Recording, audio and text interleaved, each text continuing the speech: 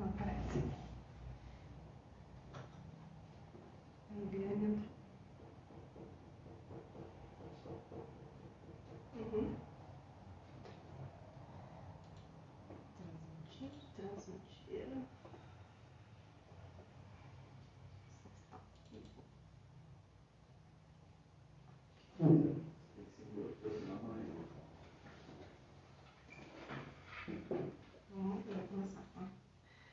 Bom, boa noite, pessoal. Estamos aqui então ao vivo para mais uma live Tira Dúvidas e nós estamos trazendo hoje um assunto que ele está sendo muito recorrente nas redes sociais e também os nossos seguidores estão nos mandando muitas perguntas sobre isso. E esse assunto surgiu em alta após a pandemia, né? Muitas pessoas querendo fazer o planejamento patrimonial, doação de bens, o inventário não, né? Sim, aconteceram muitos inventários, mas antes do inventário, o planejamento, que é o testamento também.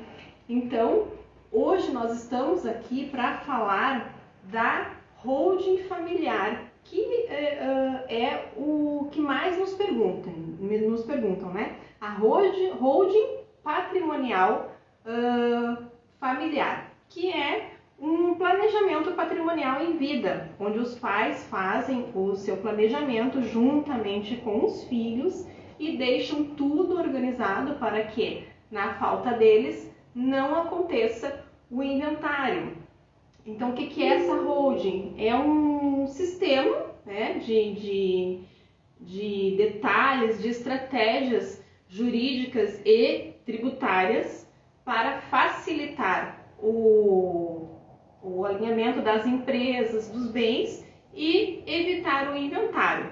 Então, hoje nós vamos trazer algumas vantagens e desvantagens de fazer o planejamento patrimonial. E a minha colega Eliane, ela vai falar de algumas desvantagens de não fazer o planejamento patrimonial da família. Boa noite, pessoal. Isso mesmo, Tati. Nós vamos comentar aqui com vocês hoje as desvantagens de não se fazer o planejamento sucessório, no caso, né? E a holding é uma das ferramentas do planejamento que a Tati em seguida vai nos explicar com todos os detalhes, enfim, certo? Mas eu falo das desvantagens.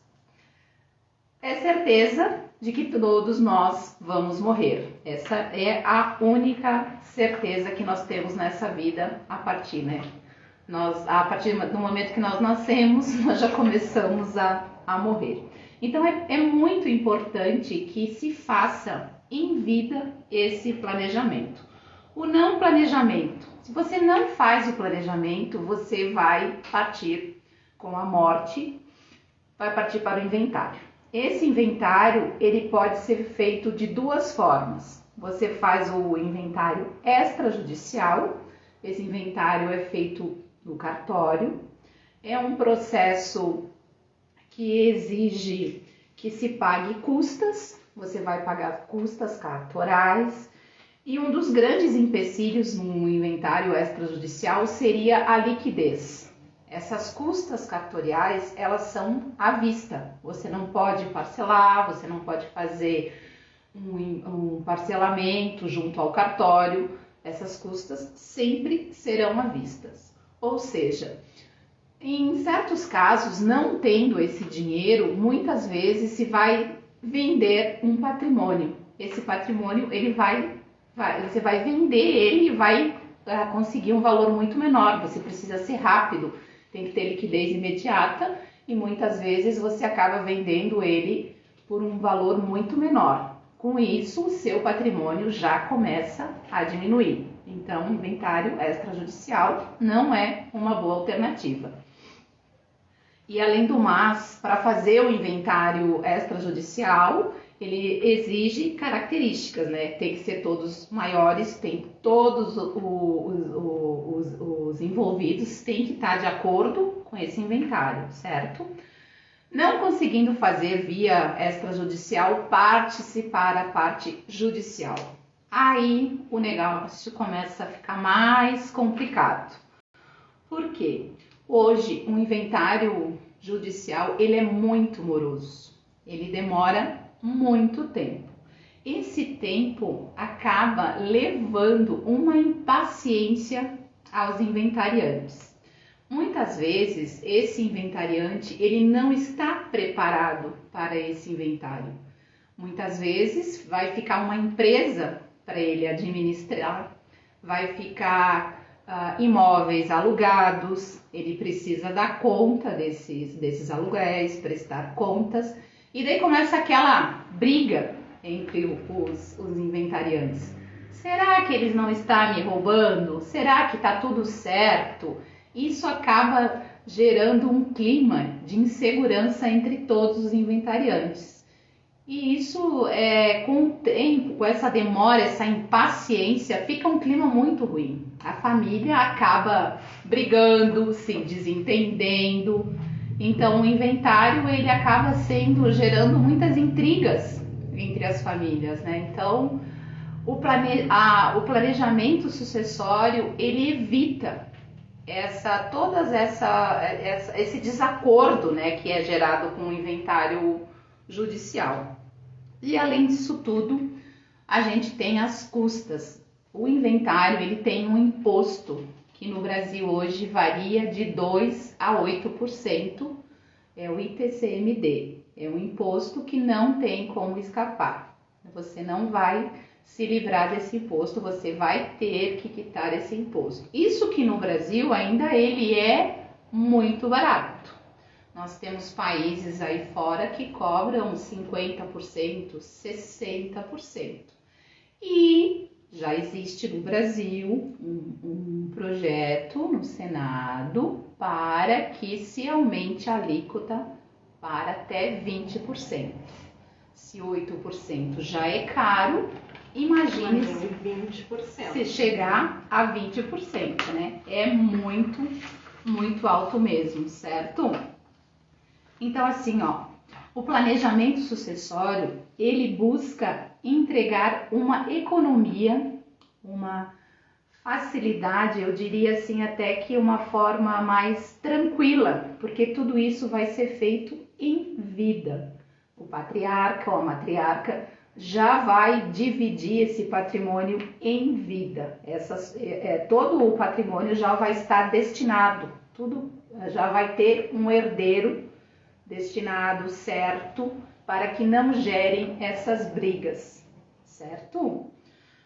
Então, a Tati, ela vai falar da holding familiar. A holding familiar é uma das ferramentas do planejamento sucessório.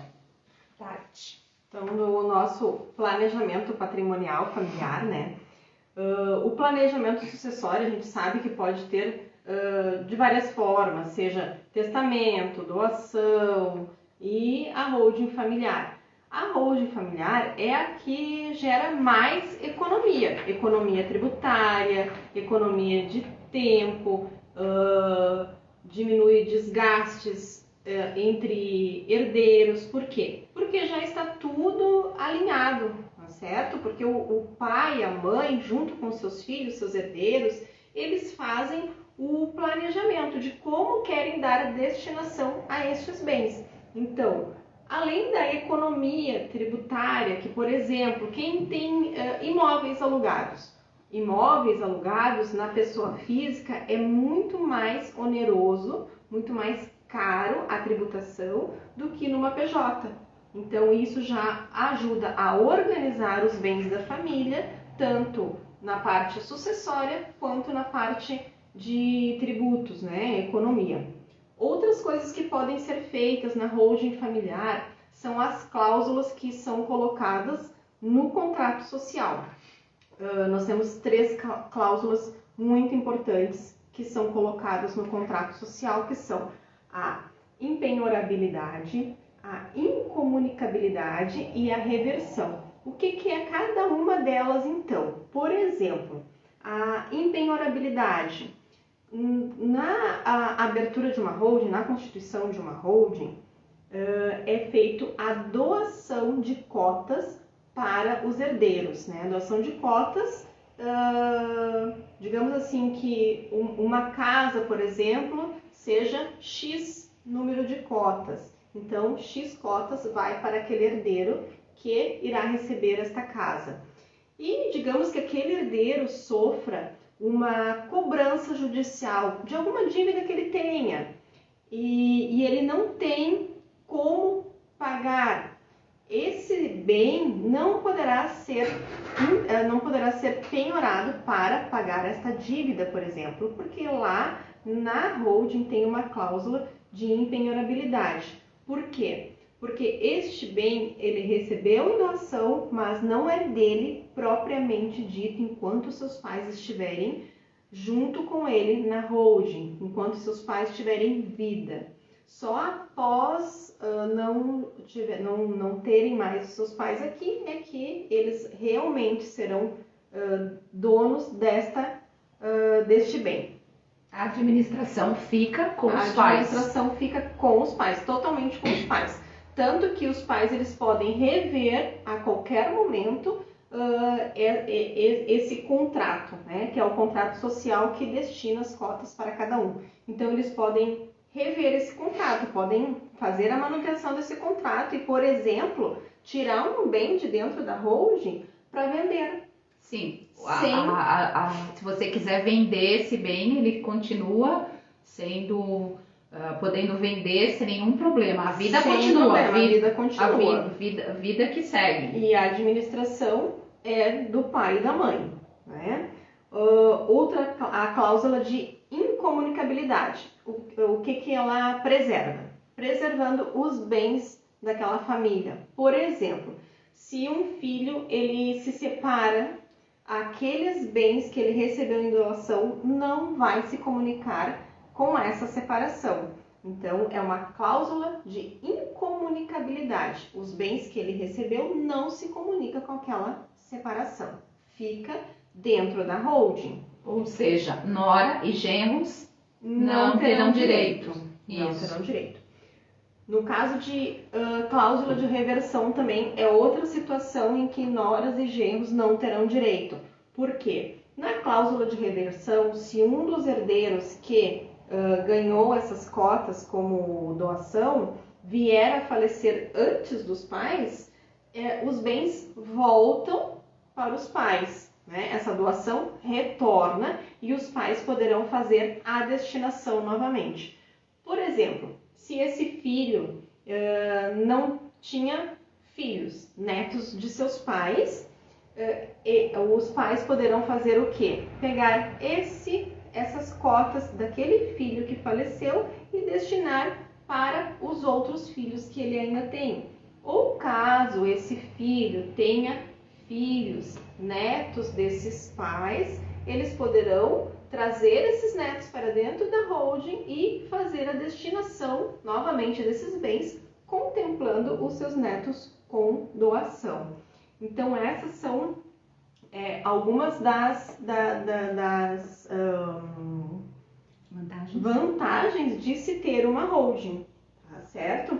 O que temos de ter em mente também em questão de holding? O que não é uma holding? Uma holding, ela não é uma empresa que ela vai fazer compra e venda, ter estoque, movimentação. Ela é uma holding paradinha, que nós chamamos de cofre, onde serão guardados esses bens, esses patrimônios, né? E o pai e a mãe vão ficar com a chave desse cofre, eles que terão a administração desses bens, e só quando eles não estiverem mais aqui é que os filhos poderão mexer nesse cofre, administrar esses bens. A chave passa de mão no falecimento dos pais. Nós chamamos assim o gatilho, né? Quando estoura aquele gatilho, eles recebem a chave e o gatilho é o falecimento do pai ou da mãe. O gatilho é disparado com o falecimento do pai ou da mãe. Até então fica tudo, lembrando mais uma vez, o controle fica com os pais. Com os pais, sempre com os pais, enquanto eles estiverem em vida, com os pais. Os pais vão poder fazer o que eles quiserem desses bens, certo?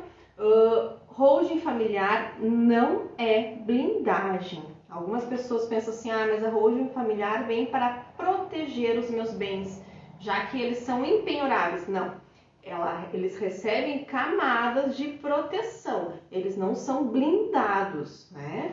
Não é que nada poderá atingir, tudo depende de quê? De cada situação. De cada situação, né? Cada caso é um caso, então ela recebe uma proteção a mais do que as empresas normais.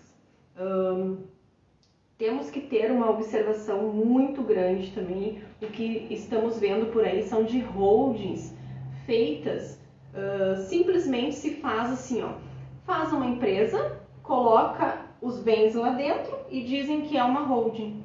Mas uma holding não é simplesmente constituir uma empresa e colocar os bens lá dentro. Tem todo um cuidado de ali na hora de fazer a holding, de fazer o contrato social, de colocar cláusulas de incomunicabilidade, impenhorabilidade, reversão, dentre outras cláusulas para proteger os bens. Porque o que se deve ter em mente é que deve ser separado, né? As empresas, por exemplo, a movimentação financeira da família da holding familiar, porque holding familiar não tem movimentação financeira. Né, é bem importante se preocupar com quem você vai fazer. Deve ser um profissional capacitado que leve uma solução e não leve um problema para o cliente, né? Muito importante. Não é só chegar lá, abrir, colocar os imóveis e tá tudo certo. Abre uma empresa e tá resolvida a minha vida. E coloca lá dentro. Holding não é simplesmente abrir uma empresa e jogar os imóveis, os bens lá dentro, tá? Por isso, mais uma vez que a gente tem que lembrar, Tati, que o pessoal é necessário que se faça o estudo da viabilidade. Um estudo de viabilidade. O que é essa viabilidade?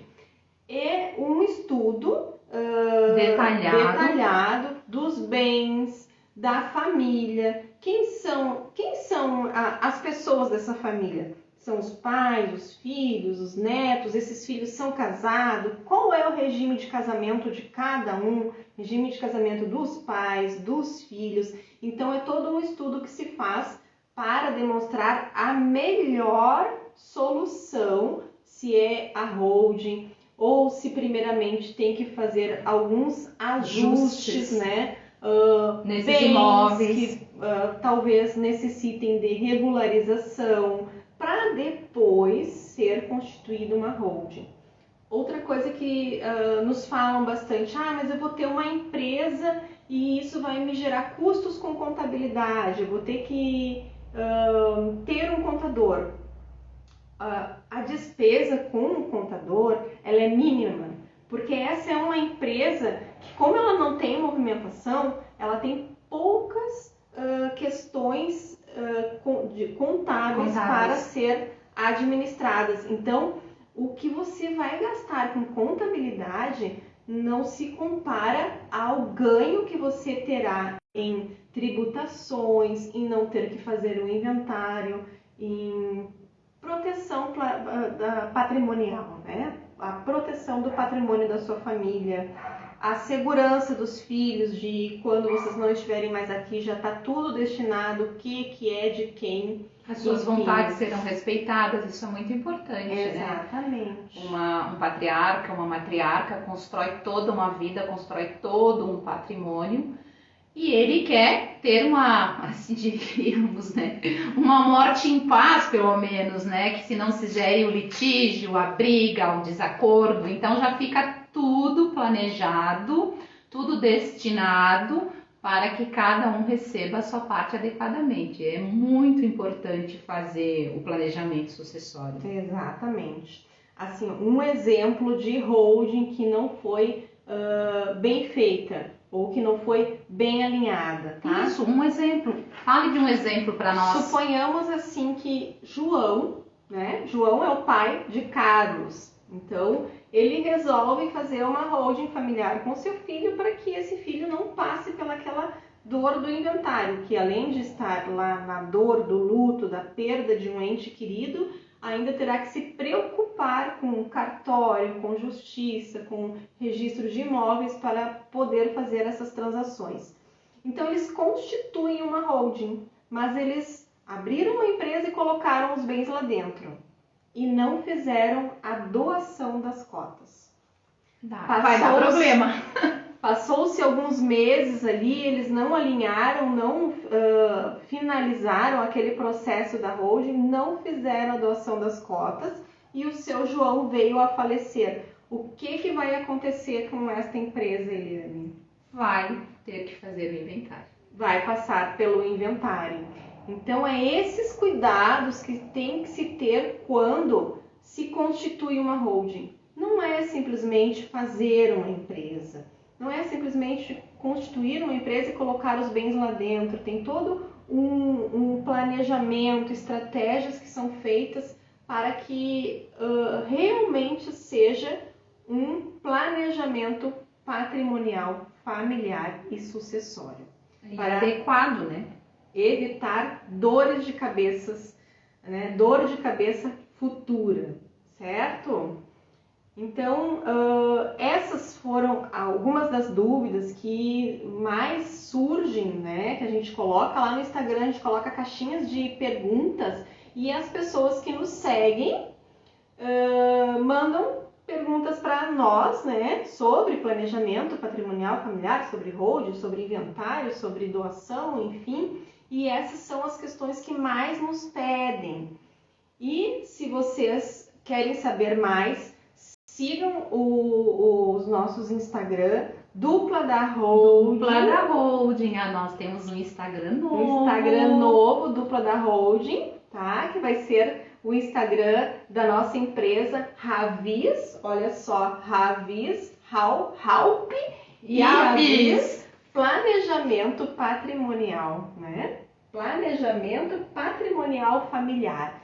Então, se vocês também quiserem fazer um estudo de caso, uma viabilidade, entre em contato conosco, nós teremos o prazer de sentar com vocês e fazer esse estudo. Lembrando que tudo isso pode ser feito tudo de forma online, então nós atendemos não somente aqui, Caxias do Sul, Rio Grande do Sul.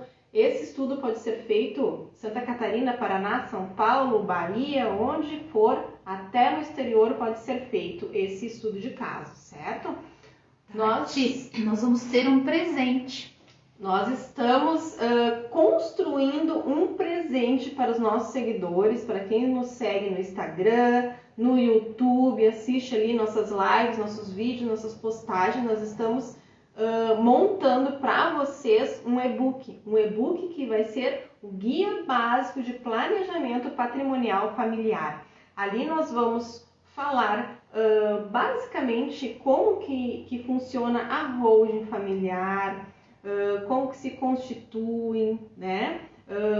Enfim, são várias perguntas, né? Várias perguntas e respostas, vantagens, desvantagens, mitos, verdades e mentiras, né? Sobre o assunto holding familiar, planejamento patrimonial familiar. E se no e-book vocês não acharem o que procuram, por favor, nos escrevam, nos chamem, que nós vamos responder as suas dúvidas. Nos contate em nossas redes, tanto no...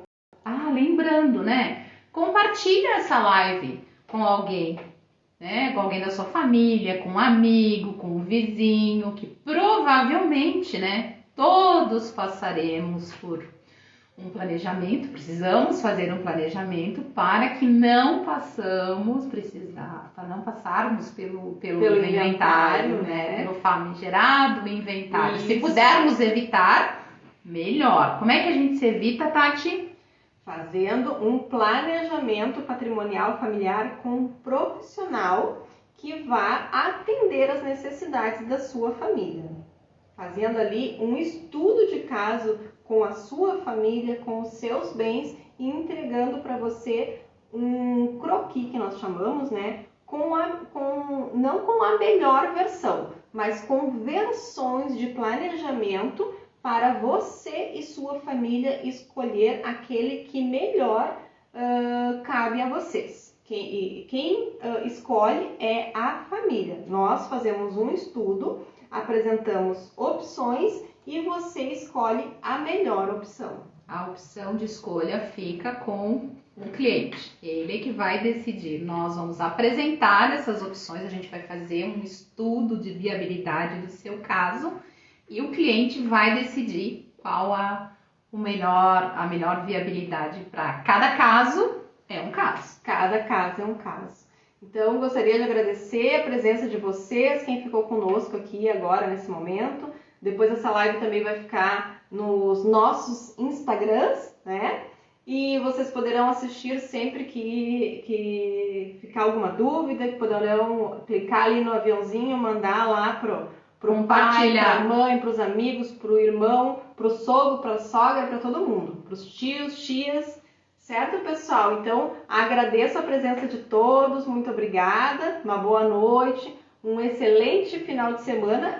E um feliz Dia das Mães, né? Feliz Dia das Mães, Tati, para você, tudo de bom. Para você também, Li, feliz Dia das Mães. Muito obrigada e para todas as mães de casa. Grande beijo, boa noite. Boa noite, pessoal. Obrigada.